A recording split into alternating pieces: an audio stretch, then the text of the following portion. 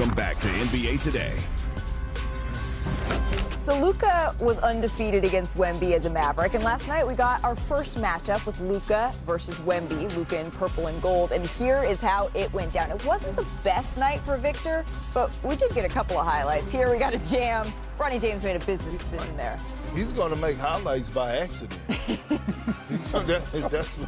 Did you ever have to defend him, Robin? No, I never did. I was on the bench. But I watched Brooke defend him, and that gave me a lot of pleasure. Well, as much pleasure as this move from Luka gave LeBron and Austin Reeves there. Love that reaction on the bench. But this might have been the highlight of the night here. How did he find Rui on that perk? It looked like, I don't know. It's only a few players that can make that pass. it looked like an accident until it got to Rui's hand. He said, no, that's all vision, all goggles. Luka doing the celebration there. Also, he was connecting with his big men all night, though. Here in the third quarter, Doncic finds DeAndre Ayton here for a nice lob. He's been great for Ayton. He's been very great for Jackson Hayes. Yeah, Jackson Trying to unlock Hayes. Jackson Hayes. Throwing it down. Luka now has 6 alley-oop assists this season. That's tied with Cade Cunningham for the most in the NBA. The fourth quarter, this is where things got good. All right, we got 2.5 to play here. The Lakers down 2. Luka Doncic hits the step-back 3. Over a tough defender, Stephon Castle, the separation. That's why he's got the mean mug here. And then watch Victor here. He drives, barrels into Rui for the charge. Just one more look at this one here. Yep, Rui's definitely set. So Wemby registers his first career game with multiple charges, and on that play, he fouls out. So 6 seconds left. The Spurs down 4. Stephon Castle misses the 3. Kelly Olynyk cleans it up, puts it in. 1.2 seconds left. Watch Marcus Smart's foot here. His left foot not behind the line all the way. So it's going to be Spurs ball underneath the basket, and Luka Doncic can't believe it. Marcus thinking not so smart. But final chance here, Julian Champagnie can't get it to go, but he is fouled here on this play. 2/10 left. Another look at this one. So Champagnie heads to the free throw line. Okay, he misses the first. Lakers fans start to celebrate, so the Spurs need a tip in on the second. A good miss here, Keldon Johnson almost tips it in. That's no time. Can't quite get it to go. They looked at Wemby wasn't on the floor for that tip in. That's true. That's true. Now, Luka has now scored 200 points in 5 games this season, 40 a game. That's the third most points in the first 5 games of a season in NBA history, behind only a pair of Wilt games. Whenever you're in Wilt company, you're doing all right here. Perk, what else is there to say about Luka's start to the season here? Where you want me to start? Luka is home. Luka is finally home. The furniture's moved in. The dishes are up in the cabinets.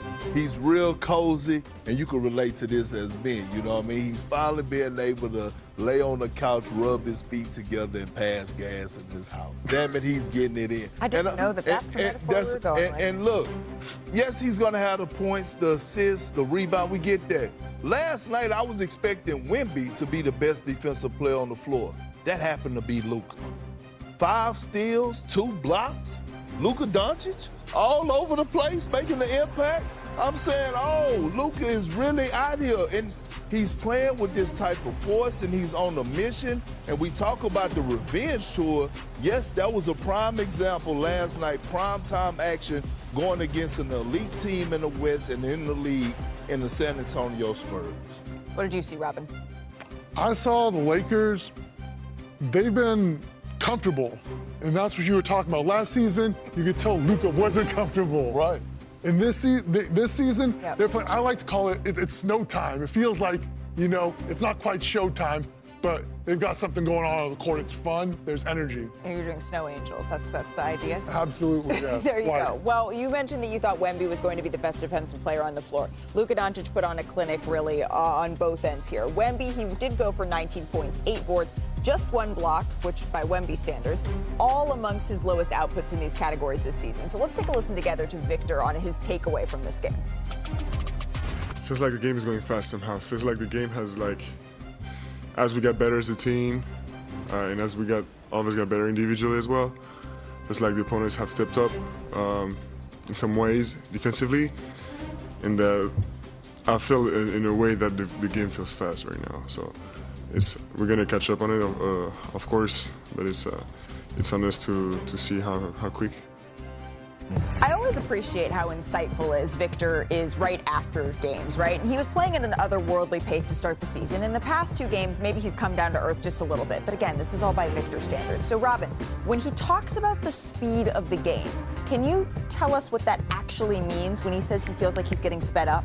I know that's something that he was talking about with Mitch Johnson at the beginning of the season. They were emphasizing. There you go, you count. And appreciate it, Craig. That's my vet. He's still a vet. And what he's talking about, he's got to take his time to survey the floor because he's going to have a whole lot of defenses thrown at him. And the Lakers are throwing, I think they had Marcus Smart, they had a bunch of little guys on him. Right. And what he needs to focus on is finding out where that help is coming from. Right. Because if he draws 2, he's got to get off of it. So what does that actually look like on the floor? Let's take a look here together of what exactly that looks like. So, Robin, this is what you're talking about, right? Mm-hmm. Walk us through it. Marcus Smart's there. He's trying to make him uncomfortable.